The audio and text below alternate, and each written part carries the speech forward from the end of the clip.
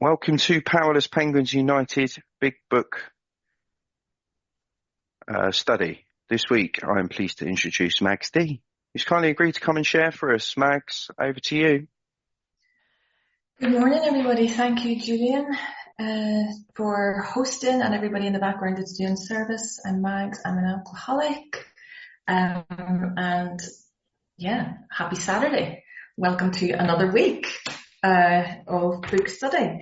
Highlight of my week now, Julian. It's like, yeah, it's Saturday. Happy days. So yes, if anybody is new about or returning, welcome back, and please stay. Don't just keep coming back. CA is the place where it says, just stay, basically. The Big Book of Alcoholics Anonymous, the last paragraph in the 4th edition, says this is where we come to stay sober. And how you do that is by getting a sponsor, having a spiritual awakening as the result of the steps, and being of service. And I know that there's so many people in this room, all of those people that put up their hands, and many, many more, I'm sure, that are available to help take you through this book, because that's the only way that you'll be able to have a spiritual awakening as the result of the steps. I'm just doing a little reminder to everybody that the Big Book is the only place that you will find the program of recovery in the 164 pages. Yes, of course, there is other literature available, and I use that quite a lot, but it doesn't replace the outline of the clear-cut directions that are set out in such masterly detail in this book. So if you've got a big book, open it up. We're on page XXVII, which is in, I'm not very intelligent, page 28 in Roman numerals. It is the 4th page of the doctor's opinion, if that helps in any way. And we're going to the second full paragraph on that page. It's the one that begins, frothy emotional appeal. Everybody will know that little line in the book. So we're going to start there and work our way through. We'll see where this takes us. The other thing that is important is that we set aside every single thing we think we know right now about what's going to keep us sober, about the 12 steps, about ourselves, so that we may have a new experience with this power that is greater than ourselves, and that we may be shown the truth. Please, God, show me the truth this morning. So last week we learned a lot about Dr. Silkworth in the first part of this reading. I know the Penguins released the recording, so if you haven't listened to that, you can follow up in the previous recording. The paragraph before the one we're about to read starts to describe the reaction that we have to the substances that we use, that we have this phenomenon of craving, that our bodies are abnormal and that our bodies react abnormally. For me, to alcohol, that is a really normal substance, but my body reacts very, very differently to it. And that whilst we're in this unrecovered state, whilst we haven't had a spiritual awakening as the result of the steps, our problems pile up in us and become incredibly difficult to solve. When in actual fact, when we solve the addiction problem, all of our problems are solved. And I cannot emphasize that enough. It tells us many, many times in the Big Book that this program solves all our problems. And you'll find that out as you work the program with your sponsor. And if anybody has any queries or questions about that, then I am very happy to help you, to direct you to the pages. But this program solves all our problems. That's my own personal experience and the experience of many, many people that I've worked with, and many, many people on the screen that I know. And so from that perspective, set aside every single thing you think you know, solve your addiction problem, and something happens in your life. And it goes on to tell us it here in this next paragraph. Frothy emotional appeal seldom suffices. when I'm with my sponsees, I talk about this cappuccino topped with chocolate and cinnamon. You know, that really frothy, beautiful stuff. My sister would say to me, Margaret, because I'm known as Margaret by my family, Margaret, do it for mummy. Please give up this stuff. Stop drinking. Do it for mummy. She's just been diagnosed with cancer. Margaret, please do it for mummy. She's going through her radiotherapy and chemotherapy. Margaret, please just give this up for mummy because she's just passed away. Margaret, please just give this up for us because you're killing us. Frothy, emotional appeal never sufficed. The message with can and hold these alcoholic people must have depth and weight. There's that word again. You know I love that word, must. It doesn't mean if, it doesn't mean but, it doesn't mean maybe. It means that we must have a message of depth and weight. And the depth and weight for anybody that's dealing with an addiction is that your illness wants you dead and will kill you, or you will be locked up, or you'll go insane. That's the depth and weight. This progressive illness will take you down. And in our step one experience, we understand that it is important that we help other people understand the powerlessness. This is our step one. We were powerless. We admitted it. We let in the idea that we were powerless. We're learning here about the physical powerlessness. We later on talk about the mental powerlessness and that our lives have become unmanageable. That's step one. We talk about the hopeless feature of our progressive illness. Hopeless in the book meaning beyond medical aid. It tells us that in working with others, we must talk about this fatal illness. We must talk about this, the fact that there is no hope is what it tells us in working with others, but we'll get to that bit when we get to it. I have learned that there is no hope without action. The hope comes 100%, but you've got to take the action. I sat in the rooms for about 18 months before I actually took the action, and in those 18 months it was a living death. Again, that's how it's described in another part of the book, but we'll cross that bridge when we get to it. So in nearly all cases, their ideals must, no if but maybe, must be grounded in a power greater than themselves if they are to recreate their lives. The word power in that sentence is a lowercase p, and it means a strength. Anywhere you see the word power in lowercase means strength. Anywhere you see power with an uppercase P, it means God.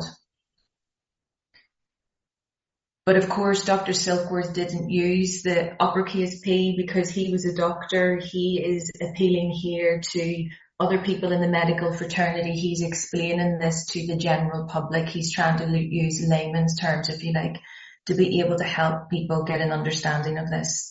So their ideas must come from a strength, power greater than themselves if they are to recreate their lives. That little word if is so incredibly important. It's very conditional. If they are to recreate your lives. I say this all the time. If you do the work, it works. If you don't, it won't. And I say this all the time as well. I don't have a better life because I've had a spiritual awakening as the result of the steps. I don't have a better life. My life has been totally and utterly recreated. To the extent that I don't recognize the life that I have before. I don't recognize it. It's like it's not me, but it is me. I'm not going mental here. But I don't recognize it as me any longer because we're going on to find out what happens with regards to that and why my thought process has changed. I hasten to add though, like it says in our 9th step promises, I don't regret that past. Absolutely and utterly not. I do not regret that past. And nor do I wish to shut the door on it. It was one of the most precious gifts that was given to me to be able for me to be sitting here with you on a Saturday morning every week. But my life has been totally and utterly recreated. And that's what happens for you if you do what is suggested. This next paragraph I absolutely love. Dr. Silkworth is so humble. I mean, remember from last week, this guy has already got 40 years experience as a doctor working with drug addicts and alcoholics. He has treated, by this point in writing these letters, 41,000 of us lot. So he knows what he's talking about. He's not just some blow-in person that's just given a little bit of information. He knows what he's talking about. Yet he has the humility to say this. And it reminds me somewhat of how it is to sponsor. I'm not suggesting that I'm like Dr. Silkworth in any way, but some of the words that he uses reminds me of what it's like to be a sponsor. So if any feel that as psychiatrists directing a hospital for alcoholics we appear somewhat sentimental, let them stand with us for a while on the firing line. See the tragedies, the despairing wives, the little children. Let the solving of these problems become part of their daily work and even of their sleeping moments. And the most cynical will not wonder that we have accepted and encouraged this movement. We feel that after many years of experience that we have found nothing. If you haven't got that word circled, I would. Back then, nearly 90 years ago, he's saying that we have found nothing which has contributed more to the rehabilitation of these men than the altruistic movement now growing up among them. And we're nearly 90 years later, and medicine still has nothing that can help us. This altruistic movement that they talk about, the fellowship, this unselfish sacrifice, this selfless approach to helping others is what he's backing, is what he's supporting. He's accepting and encouraging the first 100 that wrote this book. He's telling us that they have a solution that he can't give. And when I talk about sponsorship, if we do sponsorship, which you should be doing as part of your recovery, it's your step 12. I sponsor because I'm an alcoholic, not because anybody else is. It's a win-win situation, of course, for both of us. But I stand on the firing line. Tells us that I'm working with others. Stand on the firing line. I've watched the tragedies like many of you have. I've watched the despairing wives. I've seen the little children. And it gives me more momentum to keep on doing this. We were talking before the meeting started about all of the stuff that we do. Yet I had to mention the fact that all of that is great, but you still have to give this away to keep it. The more you give this away, the more you get back. The more you give this away, the more energy you get to keep on giving it away. So that paragraph is a really important one. It demonstrates the fact that this doctor's saying, I can't help you, but these people can. So why wouldn't you do what they do? This next paragraph, really important. Obviously, all of the paragraphs are really important, but when I say it's really important, it's kind of like I'm being reminded that, yeah, Max, you need to listen to this too. When I came into the rooms, somebody said to me, you got to find out the reason why you drank. I'm like, really? You've got to find out the reason why you drank. And then all sorts of stuff gets talked about. I drank because I was bullied at school. I drank because I get lonely. I drank because my boss doesn't like me. No. Set aside every single thing you think you know to have the new experience with God, because men and women drink essentially and use essentially because they like the effect produced by it. I liked the effect that drugs and alcohol had on me. That's the reason. It's got nothing to do with anything else.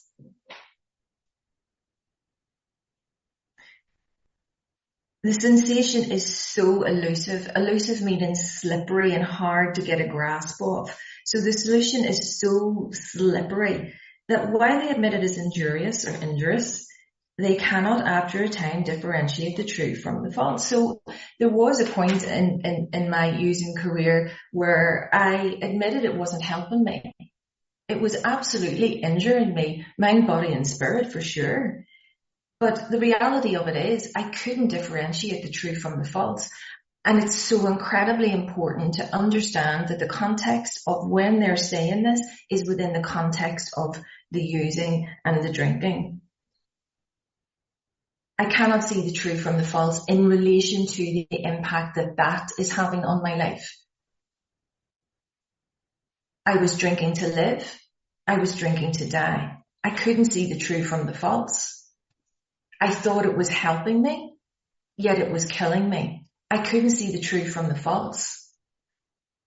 This line is not talking about me telling lies to people, true or false. It's not about the lies. It's not about the things that I'm doing in my life. It's specifically related to the impact that my drinking and using is having on me.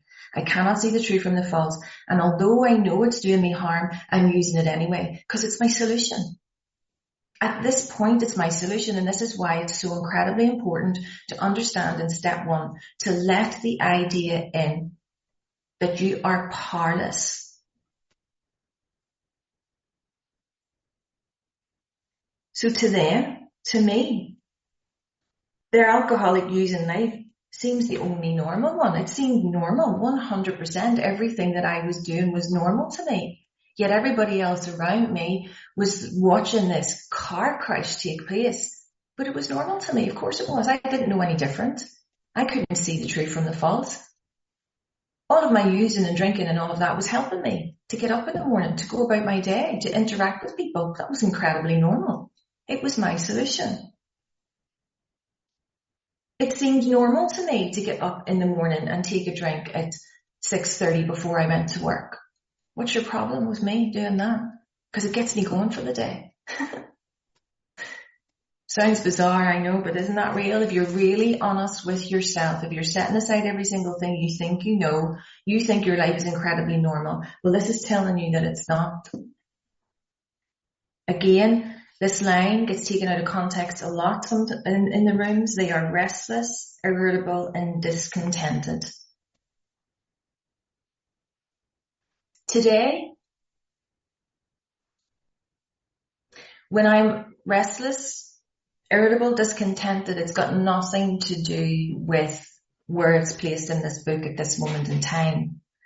They're talking here about the restless, irritable, and discontentedness in regards to my using.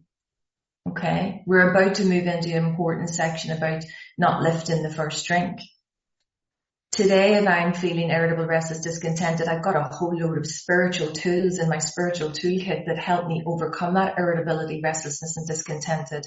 But in this part with my powerlessness, the only thing that enables me to get over my irritability, restlessness, and discontentedness is picking up the first drink. This is what the newcomer needs to know. It's not good enough just to say, don't pick up the first drink and then go about the day. We have to tell people why we shouldn't pick up the first drink. So we are restless. That's my body. We're irritable. That's my mind. We're discontented. That's the spiritual discontentment that I have. Unless they can again experience the sense of ease and comfort, which comes at once by taking a few drinks which they see others taking with impunity. Note that word sense. The sense of ease and comfort they get from picking up one drink or using one more time. It's just a sense. It was never real. Because if it was real, you wouldn't have to pick up again. You get a sense of ease and comfort from picking up that first time. Then that relieves your irritability, restlessness, and discontented. And what happens? Boom, it comes back again. What do you have to do to get the sense? Use one more time. You feel that little bit of ease and comfort, then it disappears. Boom, what do? Pick up again. It was never real. The sense of ease and comfort. And the only thing that is the solution when you're in an unrecovered state is to keep on picking up. So what this program enables you to learn is how that can stop. And they go on to talk about this. Dr. Silkers goes on to talk about this. First, he explains what this activity is of picking up for the first time. So after they've succumbed to the desire again, as so many do, and the phenomenon of craving develops, they pass through the well-known stages of a spree, emerging remorseful with a firm resolution. I'm going to resolve this. I'm dead set, firm resolution not to use again, not to drink again. Today, tomorrow, I am not doing it. This is repeated over and over, and unless this person can experience an entire psychic change, those words are important.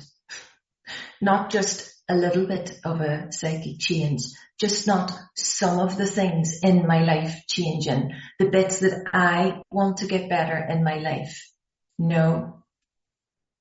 This person can experience an entire psychic change. There is very little hope for his recovery. Psychic change, basically, in its most simplest terms, is a personality change. He had to use the word psychic because he's a doctor, remember? He doesn't want anybody to think that he's crazy by using the words personality change, because what would you know about a personality change? But essentially, that's what he's talking about. So he tells you what needs to happen, the personality change. This next paragraph tells you what takes place when the psychic change takes place. So on the other hand, and this paragraph is absolutely powerful. If you're sitting in this room right now and you think that this girl talking here, this Irish woman from wherever she is in Belfast, is a bit crazy because of all of the stuff that she talks about and how you can overcome your addiction and how I don't fight alcohol one day at a time, and that this program can solve all your problems, and you think that I'm just some blow-in that is making this all up, I can tell you I'm not. I can tell you from bitter experience that this is what will happen. On the other hand, and strange as this may seem to those who do not understand, because unless you're doing this with a sponsor, you're not going to understand this, that I'm here to help you. As are all of the other people in Penguins who have had the spiritual awakening as a result of the steps. Once a psychic change, so once a personality change has occurred, get this, people, the very same person who seemed doomed, who was going to be sent home to die, who had so many problems he despaired of ever solving them, suddenly finds himself easily able to control his desire for alcohol. And guess what, people? The only effort necessary being that required to follow a few simple rules. That's how simple this program is. Follow a few simple rules. Step 1. Admit you're powerless, that your life has become unmanageable. The drinking, the drugging will stop. That's the second part. And the third part, pick up this book, do the steps. Nowhere in the 164 pages does it say, put the plug in the jug, go to 90 meetings in 90 days, speak to 50 people every day. It doesn't say that. It just says follow a few simple rules, and they're set out.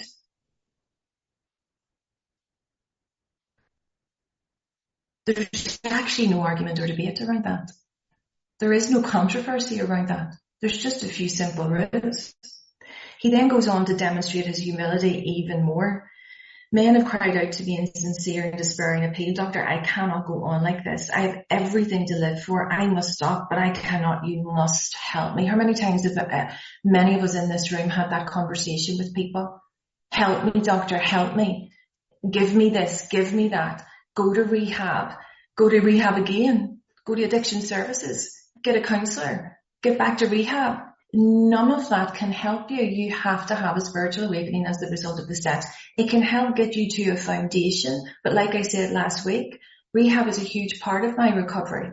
I ended up having to be locked up, like the depth and weight. You know, I thought I was going insane. I had to be locked up. I was on death's door, like many of you are probably have been in this room. But that, you know, foundation, if you like, or the start of it, didn't replace doing this. And it never will. So what does the doctor say?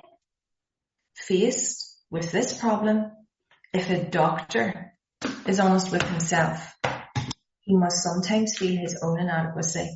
And although he gives all that is in him, it is not enough. The doctor's telling us he can't help us. It's not enough. One feels that something more than human power is needed to produce the essential psychic change, the essential personality change. This is not just a requirement that might be nice to do or might nice to have. It might, you know what, it'll be nice to have a personality change, wouldn't it? No, it's essential. There's probably some people sitting here thinking, I wish she would have a personality change because she's boring me to hell. But the reality of it is, I don't really care. You can think what you like about me. I'm just here to tell you a message. And I'm only here to give you the message that's been given to me. And I know that the message that's been given to me is the one from the first 100 that wrote this book. So if I'm boring you, happy days. Get to know me. Get to know me. Because I'll be able to help you. Whether you like it or not at this moment in time. I'm here to help you. As is everybody in this room. There's a couple of my sponsees here. They're sitting nodding their head. Yeah, she is boring. Because all she ever does is talk about this. Anyway, so it goes on to say, though the aggregate of recoveries resulting from psychiatric effort is considerable, we physicians must admit, so they have to let the idea in, that we have made little impression upon the problem as a whole. Many types do not respond to the ordinary psychological approach.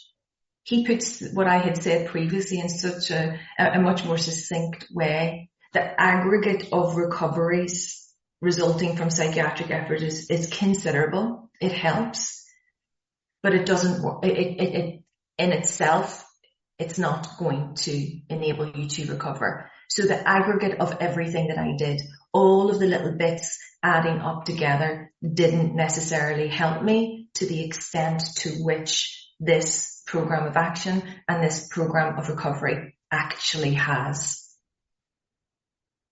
And that's what enabled the personality change. He then goes on to talk here about our willpower, because this is not about our willpower.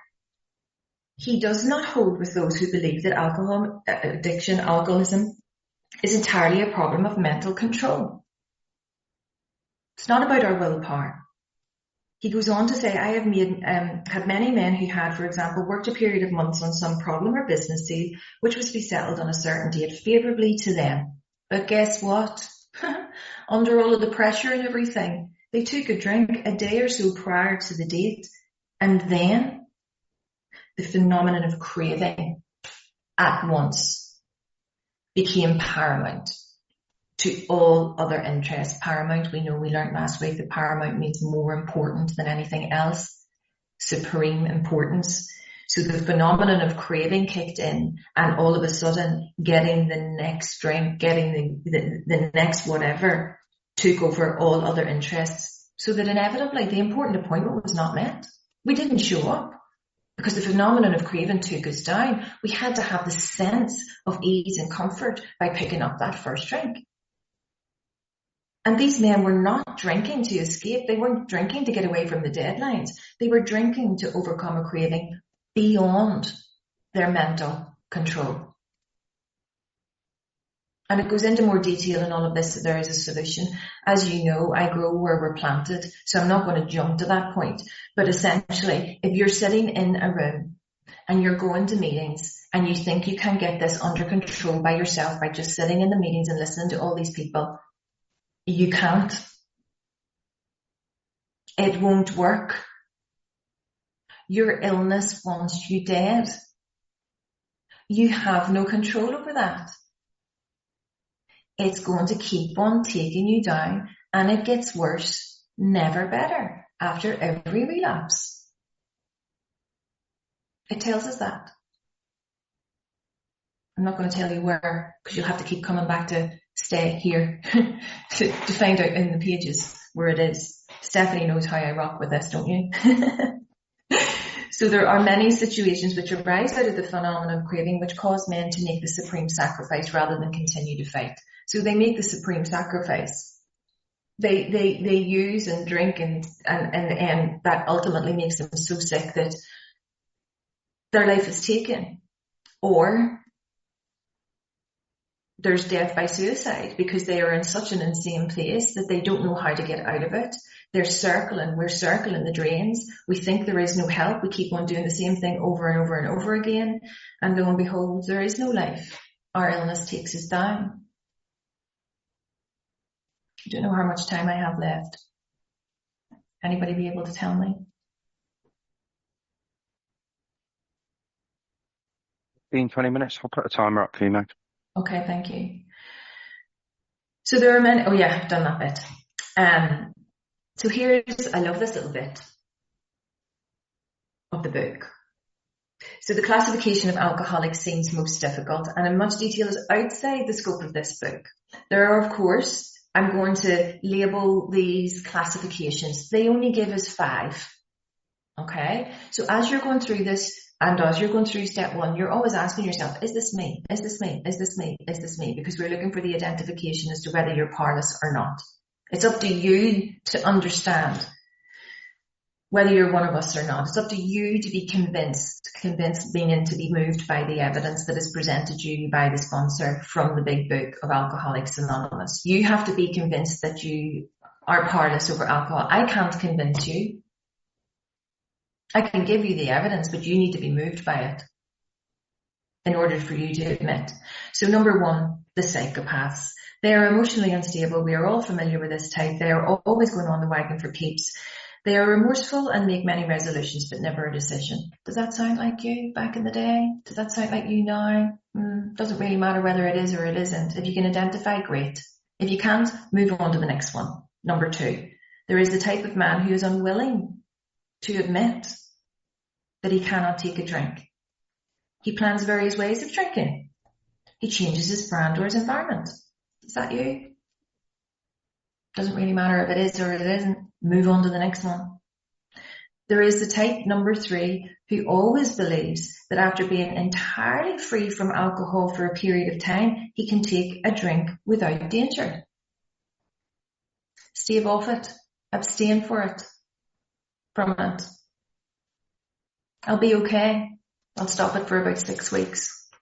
And then boom, there it is, back again, worse than ever before.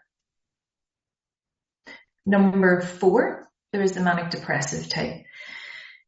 That is not necessarily a phrase that's used in modern day medical terms, but again, it's within the period in which he is writing it, and there are lots of mental health disorders now, a huge umbrella of stuff. So if you do not see yourself as manic depressive type, it doesn't matter if you are or not, but think about who is perhaps the least understood by his friends and about whom a whole chapter could be written. There's all sorts of conditions, if that's even the right word to use, where people are impacted by depression or the like. I'm not going to get into all of it, but if you've been to your doctor and you've been diagnosed with something, okay, and you're taking medication and all of that, continue to do that with your doctor. The relevance to this is irrespective of what you may have been diagnosed with from a mental health condition, you can still do this program and it may solve all your problems with regards to that too. Okay. I'm not getting into any of the windy-windy arguments with regards to that. It's incredibly important. Your sponsor will deal with you with that, but you have a medical person that will be more expert in anything with regards to that. And then you have number 5. Of course, when I read the book by myself, I put myself in this category. So egotistical. Type number 5. Then there are other types entirely normal in every respect, except I didn't see this line. Except in the effect that alcohol has upon them. I was like, no, I'm not reading that line. Can't even see that. Because this is the bit that I tuned into. They are often able, intelligent, friendly people. I was all biz with myself when I read that line by myself, not understanding and seeing the line before. I'm entirely normal. There's nothing wrong with me. Absolutely not. I'm so able, friendly and intelligent, it's beyond me. Beyond me. There's no way I could be an alcoholic. Oh boy, how blind I was, how asleep I was. Except in the effect that alcohol has upon them. This is why it's so important to do this with a sponsor, to explain these things, really important. So there's 5 classifications there, only 5. And he has obviously caveated the fact that there's a whole chapter could be written about those that are under the umbrella of manic depression. The point being here is it doesn't matter which one you are. It doesn't matter which one you can identify. My drinking career, I moved through each one of those 5 stages, or I jumped back and forward into each of those 5 classifications. However, here's the thing that is incredibly important. All these and many others, right? So it's not just these 5, and many others have one symptom in common. They cannot start drinking without developing the phenomenon of craving. They've got the allergy. This phenomenon, as we have suggested, may be the manifestation of an allergy which differentiates these people and sets them apart as a distinct entity. I am different from my sister. I am different from my brother. They don't have this physical allergy that manifests itself in this phenomenon of craving. My brother is an absolute beautiful, wonderful man, but he's a weirdo. He can go out and have a Guinness Zero and come home again. Like, why would you even go out for a Guinness Zero? Like, that's where my mind goes to. And that's really wrong of me to mention that brand. There are other brands available, and it is against our traditions for me to even mention a brand, so forgive me for that. Before the traditions, please come and knock on my door and tell me that I should scrap this whole recording. But anyway, I'll take it to my inventory tonight and I'll rectify the situation. But yeah, my brother can go get all dressed up and all, shine his shoes, get into the car, drive down to the beautiful pub 14 miles away, have an alcoholic drink and then come home. I'm like, what's the point? He's very different from me. Anyway, yeah, we're a distinct entity. And guess what? Even nearly 90 years later, it has never been by any treatment, by any medical person with which we are familiar, permanently eradicated. And this is still the case today. The only relief the medical people have to suggest is entire abstinence. And that doesn't work. We have no power. We've got no willpower. We have to have this personality change. So this immediately precipitates us into a seething cauldron of debate. Of course it does. They're all going to be debating this, that and the other. We don't have to do all of that in the rooms because it tells us the instructions. Much has been written pro and con about among physicians. But the general opinion seems to be that most chronic alcoholics are doomed. They're going to be sent home to die. Chronic just means an habitual drinker. Doesn't mean that I'm any worse than anybody else. Just means I have the habit. What is the solution? There's that word, solution. Apparently I sing some of my words when I want to emphasize them. There's the new one, Steph, Julian, solution. What is the solution? Because there is a solution. And it goes on to tell us that in chapter 2. But he's just going to give us a couple of examples here. Perhaps I can answer this by relating one of my experiences. The first one is Hank Parkhurst. This Hank Parker's just one of the first 100. He's the gentleman that helped Bill W. come up with the phrase, the God of your own understanding. He was a complete and utter atheist, agnostic, no belief in God.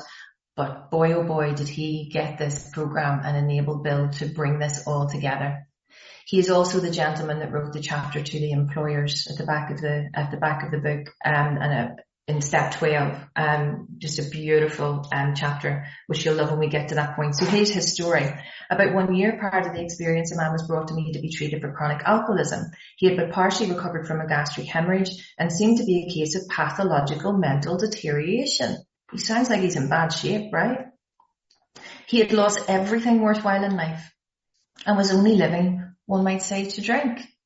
Does that sound familiar to anybody? Get this though. Number one, label this up. He frankly admitted and believed that for him there was no hope. He's number one, he's admitting he's hopeless. He's admitting he's powerless over alcohol. Number two, following the elimination of alcohol, there was found to be no permanent brain injury. Happy days. What did he do then? Number three, he accepted the plan outlined in this book. A few simple rules, like it talked on the previous page. Admit. We get the alcohol and the using out of the way. Accept the plan in this book. Few simple rules. No plugging the jug. No 90 meetings in 90 days. No running up Kilimanjaro 14 times a year to come back down again. No, that's not what this is about. Just follow these few simple rules and then you can do Kilimanjaro. 1 year later, he called to see me. And I experienced a very strange sensation. I knew the man by name and partly recognised his features, but there all resemblance ended. From a trembling, despairing, nervous wreck had emerged a man brimming over with self-reliance and contentment. It wasn't self-reliance, it was God-reliance. But the Dr. Silkworth can't say God-reliance in here because the doctors that are reading this would think that he's gone a bit crazy. You know, this doctor's saying God-reliance, what is he talking about? What he is saying of this gentleman is self-reliance, but what we know it to be is God-reliance. I talked to him for some time, but was not able to bring myself to feel that I had known him before. To me, he was a stranger, and so he left. A long time has passed, with no return to alcohol. The next story, oh, lovely, Fitzmayo. He features quite a lot in the book. His personal story is 208, page 208 at the back of the book, My Southern Friend. You might recognise some of this. So when I need a mental uplift, I often think of another case brought in by a physician prominent in New York. The patient, number one, had made his diagnosis and deciding his situation hopeless, beyond medical aid. He's admitted he's powerless. He had hidden in a deserted barn determined to die. He was rescued by a searching party and in desperate condition brought to me. Number two, following his physical rehabilitation. So you know in the doctor's opinion, last week we talked about the fact that it's better to get hospitalized. It's better to see the medical people before you start into this. You don't work with people whilst they're drunk. Of course you don't, because it's never going to sink in. So he had talked with me in which he frankly stated he thought the treatment a waste of effort unless I could assure him, which no one ever had, that in the future he would have the willpower to resist the impulse to drink. His alcoholic problem was so complex. I didn't realise this at the time, but my sponsor has since told me that this paragraph, he relates to me. When he was sponsoring me, this was what he thought. So his alcoholic problem was so complex, his depression was so great that we felt his only hope would be through what we then called moral psychology, that being a spiritual experience. And we doubted if even that would have any effect. So it turns out when I then became recovered, had the spiritual awakening as the result of the steps, there was a point that my sponsor thought this wasn't going to work for me. And all he kept on doing was the same thing over and over and over again with the big book. He kept on bringing me back to the pages. He kept on bringing me through the 12 steps. And ultimately, something changed for me to be sitting here today. So you might be the person sitting in this room that thinks you've tried this 50 times and it's not going to work for you. Set it aside. Because if you think your depression is so great and that your problem, your addiction problem is so complex that you don't think that this spiritual experience is going to work for you, set it aside. Because guess what? Number 3 on the next page, however, he did become sold on the ideas contained in this book. A few simple rules. And guess what happened? He has not had a drink for a great many years. I see him now and then, and he is a fine specimen of manhood as one could wish to meet. Get a sponsor, work the steps, and this cast iron guarantee will happen for you. And I love this line because it's very personal to me because I was this person. I earnestly advise every alcoholic. So this doctor is basically pleading with us. I earnestly advise every alcoholic, every addict that he has worked with to read this book through. And though perhaps he came to scoff, he may remain to pray. I came into these rooms and scoffed, pointed at you, complained about you, challenged everything that you said about what this program of recovery was.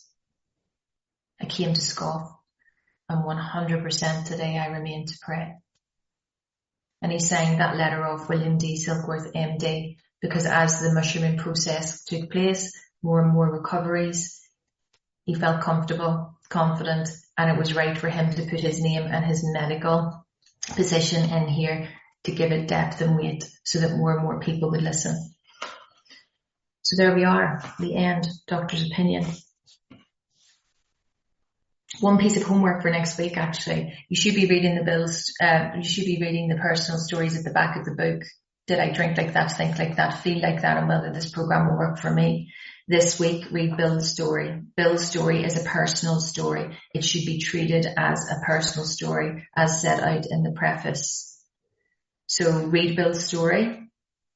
Did you drink like him? Did you think like him? Did you feel like him? And if this program will work for you too. This is the only place that I ask anyone to read forward. Don't read forward past Bill's story. This is the only, because it's a personal story. Read it as the personal story and then stop there. Thank you for your time, everybody. I hope it made some sense.